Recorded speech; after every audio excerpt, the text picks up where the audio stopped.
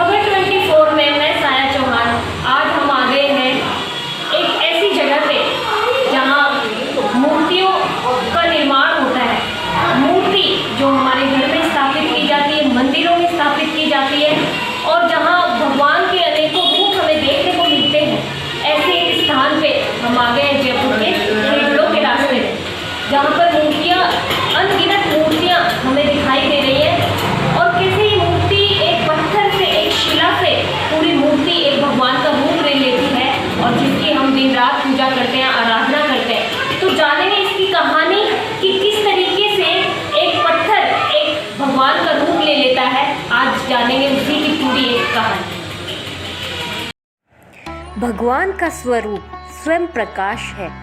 सूर्य, चंद्रमा, अग्नि परमात्मा को प्रकाशित नहीं कर सकते, क्योंकि सूर्य आदि में रहने वाला प्रकाश परमात्मा का ही प्रकाश है।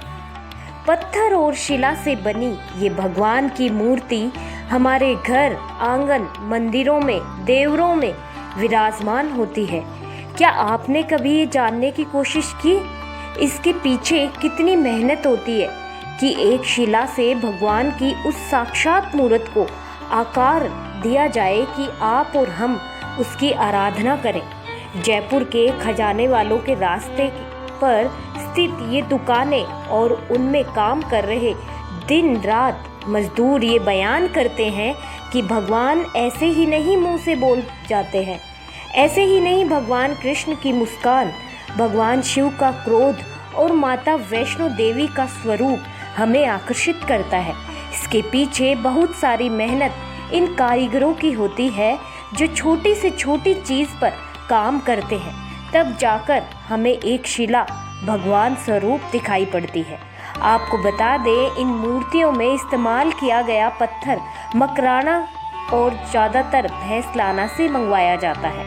इसमें लाल पत्थर की मूर्तियाँ, काले पत्थर की मूर्तियाँ, सफ़ेद पत्थर की मूर्तियाँ बनाई जाती है, जो पूरे विश्व भर में जयपुर शहर से ही भेजी जाती है। इन कारीगरों की ये 7 से 8वीं पीढ़ी है जो काम को आगे बढ़ा रहे हैं और राजस्थान का नाम पूरी दुनिया में प्रसिद्ध कर रहे हैं। वहीं बात करें मूर्ति के निर्माण की, तो एक मूर्ति को आकार देने के लिए 1.5 से 2 महीने तक लग जाते हैं और उस पर 2 से 3 लाख रुपए का खर्चा आता है। लागत मूर्ति के आकार के हिसाब से कम ज़्यादा होती रहती है। और बात करें मूर्ति के वज़न की, तो 3 फीट तक की मूर्ति का वज़न 1 क्विंटल तक हो सकता है और आगे आकार के हिसाब से ये वज़न बढ़ता जाता है। मूर्ति के आँख, नाक, कान या पूरा चेहरा एक मूर्तिकार बनाता है, तो मूर्ति का धड़ और बॉडी दूसरा शिल्पकार बनाता है।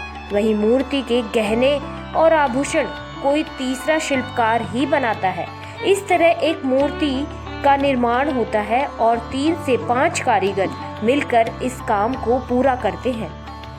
वे सभी जिनका नाम हम भगवान महावीर, भगवान राम, भगवान कृष्ण, भगवान शिव आदि के स्वरूप में लेते हैं, वह सामान्य पुरुष थे जिन्हें उनके जीवन में बाद में भगवान के स्वरूप में स्वीकार किया गया।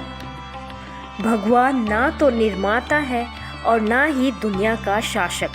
भगवान तो है बस शुद्ध आत्मा के रूप में, अविभाज्य रूप में, हम में से किसी एक के भीतर में।